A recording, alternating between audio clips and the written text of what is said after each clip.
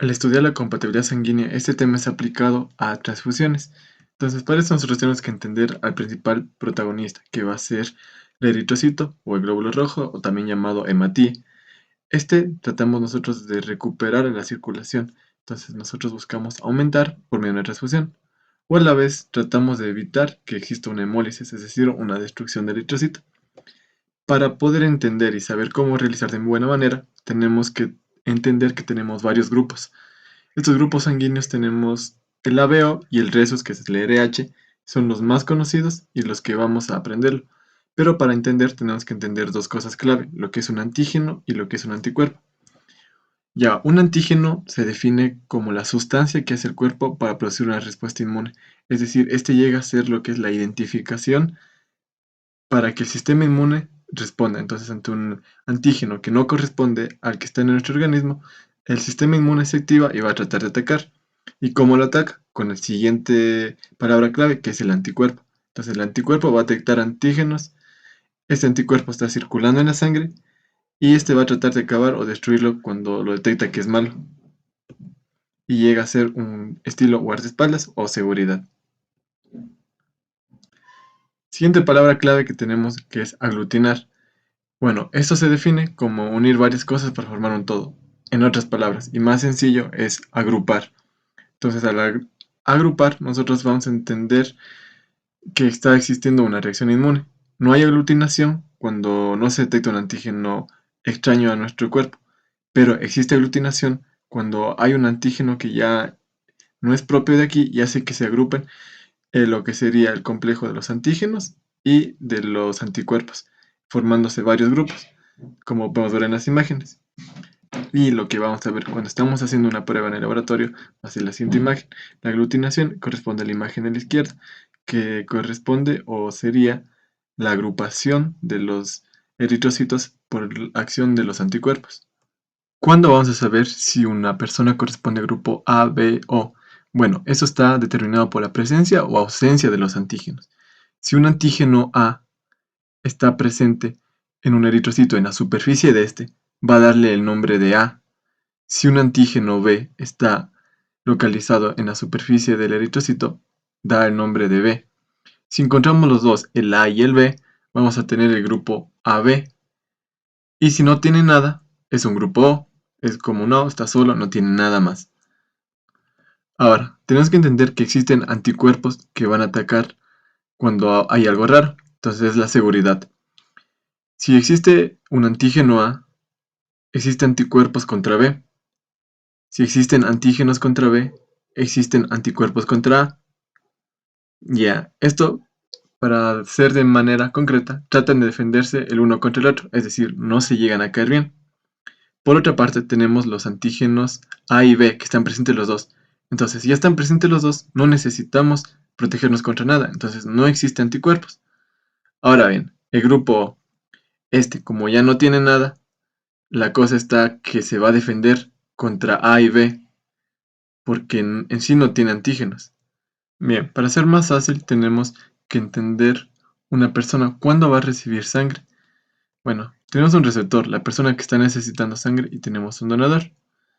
Entonces, pongamos en práctica las dos tablitas que aprendimos. Tenemos un donante que es tipo O y una persona que necesita de urgencia un tipo B. Ya, ahora analicemos. Tenemos un tipo B, nos ubicamos aquí.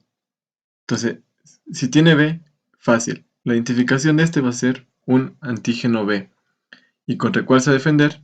Se va a defender contra el A, que no se lleva. Entonces, todos los que tienen un grupo sanguíneo A no es compatible. Entonces, es incompatible e incompatible. Y está aceptado con el mismo grupo B, obviamente porque tiene un antígeno B y no se defiende contra el B. Y también contra el grupo O, ¿por qué? Por el hecho que no tienen ningún antígeno contra el cual defenderse lo que sería el grupo B. Analicemos con un paciente de 18 años de edad. Este necesita urgentemente ser transfundido y su tipo de sangre es de tipo A. Tenemos cuatro opciones. ¿Cuál de esas no podemos? No podemos las que tienen el antígeno B. ¿Por qué? Como tiene este paciente antígeno A, va a desarrollar contra antígeno B porque son enemigos. Y lo que pasaría es que desarrolle anticuerpos y se produzca una hemólisis, una destrucción de glóbulos rojos. Y las opciones que nos quedarían va a ser lo que sería el grupo sanguíneo A y el O, que son aceptados por el paciente. Siguiente caso. Tenemos una paciente de 30 años de edad, que este es de tipo B. Bueno, tenemos tipo B, este tiene anticuerpos contra A. ¿Cómo responde? Contra anticuerpos contra A, nuestras opciones van a ser eliminadas las que son A y A y B. Y las que nos quedarían, o las válidas, son las opciones B y O. Siguiente ejercicio. Una paciente de 22 años de edad está necesitando sangre. Ya, este es de tipo AB.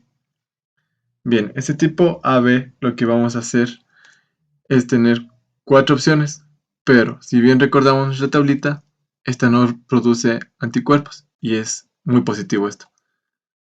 Como no tiene anticuerpos, nuestras 4 opciones van a ser totalmente acertadas porque no va a responder contra ninguno. Entonces puede ser transfundida con cualquiera de estos grupos sanguíneos AB y el O.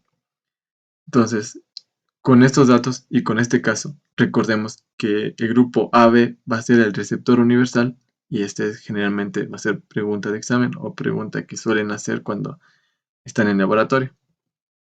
Siguiente ejercicio. Tenemos un paciente que es de tipo O. Este va a producir anticuerpos contra A y B. Este es un dato ya en sí malo.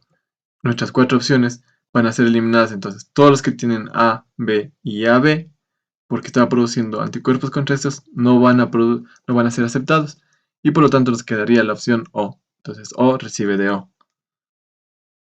Tenemos al factor Rhesus o RH, este va a ser un antígeno. Existen 6 tipos, entre los que tenemos el antígeno D siendo el más común. Cuando está presente uno de estos, por ejemplo el antígeno D en la superficie del eritrocito, nos da la característica de este que es positivo. Si no tiene un antígeno en su superficie, nos indica que este es negativo. Bien, ahí es entendible. Ahora entendamos por qué existe el grupo A positivo. Tenemos el antígeno A presente y encima tenemos el antígeno D presente. Entonces nos da que es un grupo A positivo. Por otra parte, tenemos antígenos A y B y también tenemos antígeno D, nos da la característica de que es un grupo AB positivo. Si tiene A y B, pero no tiene antígeno D, nos dice que es AB negativo. Ahora, en resumen, si tiene antígeno, se llama positivo. Si no tiene antígeno, es negativo. Bien, produce anticuerpos solamente cuando es negativo, es decir, que no tiene antígenos. Bien, como les mencioné, no tiene antígenos y también, si recuerdan, en el grupo O no tenía antígenos para A y B. Entonces, estos, al no tener antígenos, se van a defender contra los antígenos. ¿Cómo? Formando anticuerpos. Dicho de otra forma, con otras palabras clave, si no tengo identificación, me defiendo generando seguridad. Esta es una característica clave para recordar estos factores. Bien, ahora, ¿cómo sería esto de positivo y negativo? Un paciente que es receptor y tiene RH positivo, se le va a pasar o bien RH positivo o RH negativo, porque si bien recordamos, no tienen anticuerpos contra ninguno de estos. Si tiene RH negativo, aquí viene el problema, que genera anticuerpos contra RH positivo. Entonces es incompatible. Y solamente es compatible contra su misma especie, que sería el RH negativo. Bien, el donador universal es el O negativo. ¿Por qué? Porque si vemos aquí en nuestras tablitas, tenemos que no tiene antígenos y al no tener antígenos no va a responder contra ningún otro sistema. Entonces es el donador universal y hay que recordar esto. Ahora pongamos un poco más complejo. Cojamos el ejemplo de un paciente que es A positivo y quiere recibir sangre. Entonces, si bien recordamos, en A, el grupo A produce anticuerpos contra B. Entonces, todos que tengan B, descartamos de dar. Y nos quedaría la opción ahora del positivo. Entonces, como es positivo, puede recibir tanto de el negativo y del positivo. Negativo porque no tiene antígenos, positivo tiene antígenos de la misma especie. Y sería totalmente aceptado. Ahora, recordando, ya que estamos con esta tabla, tenemos que lo negativo es el donador universal y el B positivo va a ser el receptor universal. Para tipificar la sangre, en el laboratorio se utiliza 3 sueros y 3 gotas, generalmente, porque existen otros tipos. Si se tiene un suero con anti-A, quiere decir que tiene anticuerpos contra el antígeno A, es decir, seguridad contra el grupo A. Al haber esto, va a haber una aglutinación, es decir, se va a agrupar. Y vamos a ver la siguiente animación. Entonces se aplica los anti-A, anti-B y anti-D. Y la aglutinación existe en los tres, se está agrupando la sangre. Entonces, de esta manera, vamos a comprobar que se aglutina y que existe antígeno de cada uno. Existe antígeno de A, existe antígeno de B, existe antígeno de D, por lo tanto, nos comprueba que es un grupo AB positivo. Y para finalizar, tenemos en cuenta que el receptor universal, siendo el AB, donador universal, el O negativo. Y tenemos estas tablitas que les puede servir. Si quieren tener las diapositivas de esta presentación, están compartidas en el canal de Telegram, pueden descargarse gratis. Y asimismo le hemos preparado unas preguntas que pueden resolverlo. Por ejemplo, esta aquí, ¿cuál es el receptor universal? Súper fácil. Y les dará la explicación de por qué es. Entonces, ustedes pueden practicar en el canal diferentes preguntas.